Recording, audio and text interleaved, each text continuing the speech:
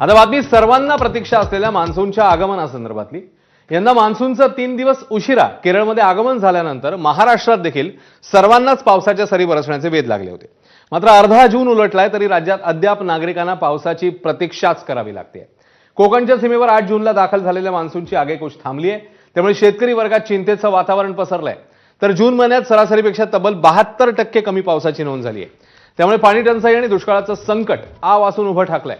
त्यातच पुढील 4 ते 5 दिवस तरी पावसाची शक्यता नाहीये, अशी माहिती पुण्यातल्या वेधशाळेने दिलेली आहे।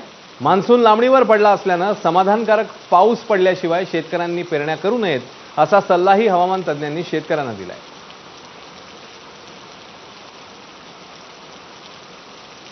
8 जूनला तो तळ कोकण त्याचबरोबर दक्षिण मध्य महाराष्ट्रातील काही जिल्ह्यांमध्ये तो पोहोचला होता आणि त्यानंतरचा जो प्रवास आहे त्याचा तो अडखळलेला आहे किंवा थांबलेला आहे।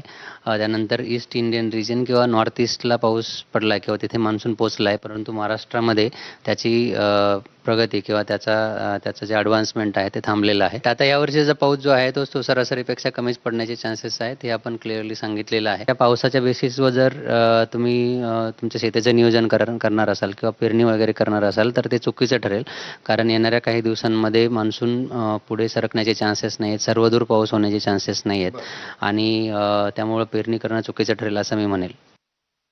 तर महाराष्ट्र मंत्रिमंडळाच्या बैठकीमध्ये